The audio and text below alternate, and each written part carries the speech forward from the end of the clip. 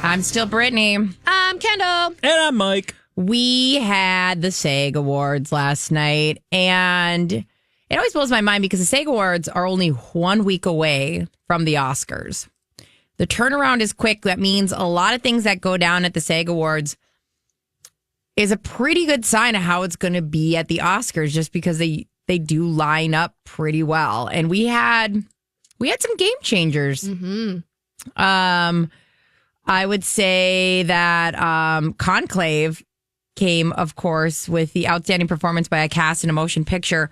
Mike, you were telling me about the odds of Conclave have gone quite up. Yeah, you may remember we also had BAFTAs not too long ago, and Conclave actually won Movie of the Year at the BAFTAs, and the BAFTAs were the award show that went exactly in lockstep with what the Oscars did last year. Yeah. So how the BAFTAs went for the top 6 awards was exactly how things went. SAG, it was pretty close. I think the only difference is they had Lily Gladstone winning last year, and then obviously it was Emma Stone who ended up taking the award for Poor Things for Best Actress. But the odds have gone up quite a bit. Now, we know the whole story around Emilia Perez. When the first odds came out, it was Brutalist by a long shot going to be the favorite to win. Then Emilia Perez was next. Now that continued to drop with all the controversy. Then Anora jumps up, and now Anora is actually competing with Brutalist. Now then it jumped over Brutalist, and now Conclave has worked its way past a complete unknown and now past the Brutalist as well. So right now you've got Anora as the favorite, but Conclave is right on its tails. This is going to be a bizarre Oscar season. Nora. Yeah. I know, I'm telling you guys.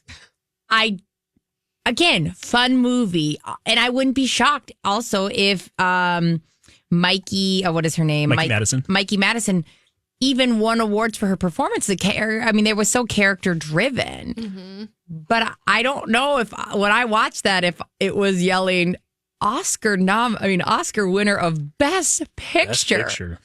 Do you even think it should have been nominated as Best Picture? No. Well, there you go. And I think it was, and again, I still think it was a great movie, but a lot of it was like the male gaze, which is fine again, and a lot of it was shock value and kind of very much so these great characters. I don't know if this, maybe I'm being crazy. Maybe I need you guys to watch it. And I think it is free now. I'm not sure if it's free yet, or I can look that up. I just knew Dawn McLean, someone else who I know who has seen it. She felt similar to you. She felt like Sean Baker maybe just liked seeing Mikey Madison naked a little too much, and just basically built the whole movie around that. And it was just a little, I don't know. She did not care for it. Well, she didn't even like it. And I liked it. Well, I think she liked it. I don't know. I don't want to put words in her mouth, so you could ask her exactly. But I just know she agreed with you that this Best Picture conversation for it was a little over the top. She felt like. Yeah, it feels like, honest. I would not have been shocked if they said this was made by a young writer who may have borrowed a fraternity to make sure the script was pristine. But the characters are really good in it. I cannot deny that everything played out is done well. Mm-hmm. I don't know. March 17th is when we're going to get to watch it on Hulu, so it won't be before the Oscars. Yeah, then wait. Bummer. Don't buy it. I bought it. And it was only $10 or something. It was on YouTube for $10. Don't buy it. You don't need to. It's a lot of shock value, a lot of stripper kind of centered around a strip club and this stripper mentality and stuff. And then a woman who thought she'd found Prince Charming. Yeah, Cinderella story. Sounded like. Yeah, on its head, though. Hey. And then the big shock, I think, from last night, or not maybe shock, but Timothée Chalamet. I know. Winning for male actor in the lead role. Mike, you've seen out of all the, so they had outstanding performance by a male actor in a leading role. You saw The Brutalist, you saw Adrian Brody in it, you saw Timothée Chalamet in A Complete Unknown, and you saw Ray Fiennes in Conclave. Out of those three, who would you have picked? And there was 2 more as well, but out of those 3 that you'd seen. It'd definitely be Adrian Brody or Timothée Chalamet. After the AI accent thing story that came out around Adrian Brody, Timothée Chalamet just became Bob Dylan. I know. And he also performed on SNL as Bob Dylan, the Bob Dylan songs. I'm totally cool with this going to Chalamet. Me too. And I feel bad because I haven't seen Brutalist. And that feels, almost like blasphemy for me to put my opinion in. But Timothée Chalamet killed it as a complete unknown. And I'm not taking anything away from Adrian Brody. He was unbelievable in that movie. That movie, it was just huge. It was epic. It was amazing. And his performance was great. Right. But, I'd say they're both even right down the middle. And when one's singing and doing their own stuff and becoming that character a little bit more, I think it was Timmy. And we all saw Conclave, and Ralph Fiennes was amazing in it. But it's a slow movie. And not only that, it's it's based on the cast. Like, the whole cast had to play. Like, he wasn't the most gossipy queen. He wasn't the most this or that. Like, it needed its ensemble. It shines. Without the ensembles, Ralph Fiennes a lot of times is walking around just going, new news? Oh, man, I just found out something new. Ah! Do I want to be in the papacy at all? I know. He's having an existential crisis. Totally. It's just kind of him reacting to a bunch of, like, oh, God, not another thing. So I have an idea for the SAGs. You know how they have that outstanding action performance by a stunt ensemble? Mm-hmm. Can we reenact things for the show? Because that would make me want to watch it. I mean, I want to see Deadpool and Wolverine, but I want to see Ryan Reynolds and Hugh Jackman in their suits reenacting the fight scenes. It would be so funny. And it would actually make people be like, oh, that'd be a reason to watch this award show that's kind of stacked between other ones that you're more likely to watch. And it's like, because The Fall Guy is kind of a movie based around that whole thing. And I liked The Fall Guy. I love The Fall Guy. I am so happy it got an award. Me too. I'm so happy it was recognized for something, because that was like a dark horse, just great movie this year, I think. Right? I'm glad we all agree. Yeah, I saw that one in theaters and I was like, okay, like we laughed and we had a good time with it. And it's almost like this award was made for that movie. Right. Literally. Like, and just, I don't know. It's just a dumb little thing, but I'm like, that is something that would make people, I think, watch that maybe they wouldn't watch other award shows, because there aren't awards like that I know of at the Oscars. Totally. Is this the only thing because it's the Guild? I feel like this is the only place they award you for stunt acting. And there could be like behind the scenes. They have all those like ones we don't get televised. Those the Emmys, the Oscars have those like, oh, I won a non-broadcast whatever. So there could be something, but you're right. It's a fun award. Wicked would be doing all their dance moves. Yeah. Gladiator 2, you'd just have this Roman Empire and you'd have the Colosseum set up and they would flood it, because I don't know if you guys knew, but can't with you. They used to flood the Colosseum and had naval battles. Did they? Yeah, and you could actually see that if you watch Gladiator 2. Neither of you did. Yes, I did. Oh, did you watch it? Oh, that's right. You didn't care for it. Yeah. I remember you had a negative something around it. Either you didn't watch it or you didn't like it. I couldn't even tell you my opinion because I waited for you to see it. I appreciate that. Not good. I've tried to watch it 3 times, and every time that I wanted to watch it, the person I was with did not want to watch it with me. Like, isn't it have bad reviews? I'm like, oh, guys. I mean, it's worth the adventure. That's what I said. I was like, just don't watch the fighting monkey thing. It's exactly what I was hoping it would be.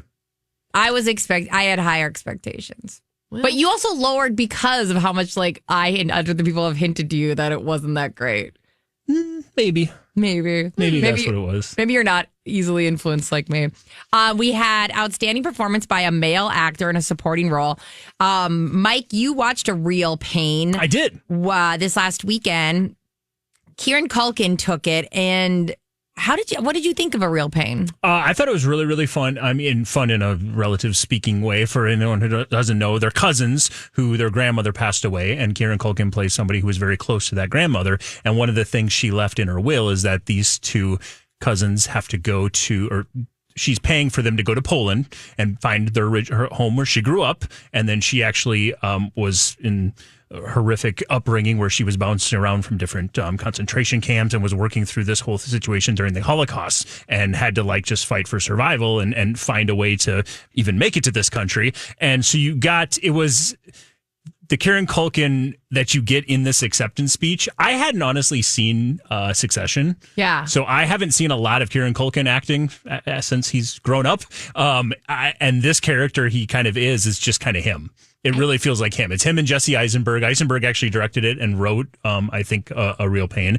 And it was a very good, just, the human condition, just like understanding how they're both dealing with this same sort of grief and how they're dealing with things in life. And it was just a fun odd couple pairing between the two. Well, let's listen that. to the acceptance speech. My gosh. Wow. That is, wow. Thank you, SAG-AFTRA, for this incredibly heavy award. That's why they put the thing here, I guess, right? I don't think there's any way anyone can hold this for 45 seconds, which is the allotted time, Adrian Brody, 45 seconds. Spoiler alert, Adrian Brody didn't win that award. There was no reason to take that shot. I love you. It's a joke. You take your time. Lord knows I will, because I didn't think of anything. It is funny that the heaviest of all awards is the one that's given by actors. It's like, us, what we do. Means so much. You can see the meeting of actors. There's it needs more weight. Anyway. All right, moving on. I see the clock ticking. Moving on. There's one actor in the back that raises his hand and uses the word heft just to be seen. All right. I got to say something here. Believe it or not, this actually means a lot to me. It does. It's hard to be sincere after that, or in general. But yeah, thanks. It actually is a huge honor. 13, 12, 11. I haven't said anything. So it's literally just him doing that. It's just a train of thought. 47 seconds. I think, Mike, you know how we always have the debate with Tom Holland, is he a good actor or not? Yeah. I think we might be close to applying this to Kieran Culkin, because this is exactly who he played on Succession. This is exactly what he was in A Real Pain. Yeah, it's like Roman Roy, where you're like, he's weirdly privileged, but also self-deprecating, also just monologues what's going on, acknowledges every awkward moment, and is like, I'm an idiot, but also cool. That's fun. If that was me, I would be panicking, realizing that I had spent my whole award speech just rambling about the fact that I was going to be rambling. But that would never be you. I know. You would have your acceptance speech. You're also you'd have all that. I would have practiced my didn't win face. Yep. You would have all that Whole down. thing. I think there's a better chance of me falling in the Kieran Culkin than you falling into the Kieran Culkin. No, never would I ever. I know you wouldn't. No, I love that. I'd be like, if I won, I'd be walking by you and be like, can I just have your speech? Our kids are somewhat the same age. Give me the speech. Give me your speech. No, you wouldn't even have to ask. I'd just be holding it. Here's yours. I wrote you one, in case you're wondering. Thanks. I forgot. Thanks. Yeah, no, there was a lot of I think just. It was a funny award show. I was hosted by Kirsten Bell, and she did there was a lot of really funny moments. A lot of it was very visual, but we did get this moment where she's hiding, doing a Gossip Girl voiceover over the whole audience, and everybody looks nervous. Here it is. Hey everyone, Gossip Girl here. One of my sources, Lamy86, sends me this. Spotted at table 8. Jeff Goldblum has a wicked appetite, and a peek behind the curtain reveals he likes his green eggs with ham. And look who it is, not so lonely boy. Timothy Chalamet, sitting next to a hot steak, medium rare, au poivre, with a side of broccoli. Wait, what are you, Leighton? None of this is gossip. It's just all about food. I'm sorry. I'm just really hungry. The popes in conclave were better at gossiping than us. I think we should pass the torch. It's a cute little nod. Cute. Yeah. With Leighton. And for those who haven't watched Gossip Girl, because I had no idea what that was about. Really? Oh. I had not seen Gossip Girl, so I didn't realize that she was the narrator from the show Gossip Girl. So, Yes. Yes. There you go. She was the Gossip Girl. Yeah. Yeah. And her future. Yeah. And so there's this big weird connection then, because then Leighton Meester is in Gossip Girl. And then later, Nobody Wants This. Now she's with Adam Brody, who is married to Leighton Meester. So they always talk about this, but they never actually hung out, the voiceover, Kristen Bell and Leighton Meester. It's so funny. I liked that. I watched the at least part of the NAACP Image Awards that was on Saturday night. Really, I mean, there's so many fun acceptance speeches. Yeah. I think my absolute favorite, though, was when Keke Palmer, she accepts Entertainer of the Year, and she doesn't realize she's going to win. She's like, oh, I didn't even practice, and there's a reason. And when she starts doing it, you immediately start giggling. And she is talking to Cynthia Erivo. Listen to this. Oh my gosh! Guys! I didn't think I was going to win because,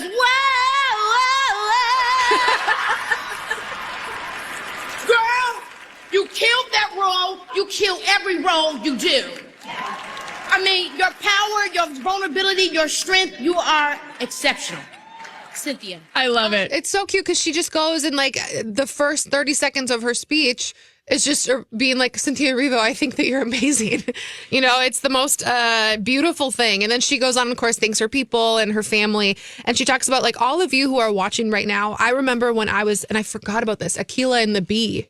Oh, yeah, yeah. And she's like, it came out in theaters. It didn't do well. And you all watched it and started streaming it and spreading the word that this was a phenomenal movie and it became a beloved classic. And it was just cool because she's Keke Palmer and you forget how long she's been around. Yeah, no, Keke Palmer is a huge, well, first off, she's obsessed with Cynthia Erivo. Did you watch that viral clip of her talking about, she's like, I don't care what anybody says. This is a slave hymn. This is her saying, you know, and like going on and on about how amazing this riff is. And she just goes, wah! And they're like she just did. Yeah. And it's literally this viral clip all over that's like literally like the interview question was something completely different. And she's like, has this whole theory of her saying, nobody can stop me. And this is Cynthia Erivo's year. It's like she's obsessed with her in the best way where you go, Keke Palmer is easily the most likable person on this planet. She's super cute. I love Keke Palmer. And I thought it was, we watched it and my husband is a huge Wayans Brothers fan and the Wayans family was inducted into the NAACP Image Awards Hall of Fame. It was really cool. There were like 10 of them up there of like all the extended family over there because if you didn't know, it's not just the two main brothers. Like it's not. Most people know Marlon. Like oh yeah, there's the Wayans brothers. What do they do? And so they did their big acceptance speech. They put in a beautiful montage together for the family to see. It was just really really neat. And they talked about like In Living Color, Major Pain, My Wife and Kids, Scary Movie, White Chicks, Papa's House, like all of the things that they've had their hands in for decades, and like just the way that they've been able to move what they said and their words were for generations being brilliant, fearless, and unapologetically Black.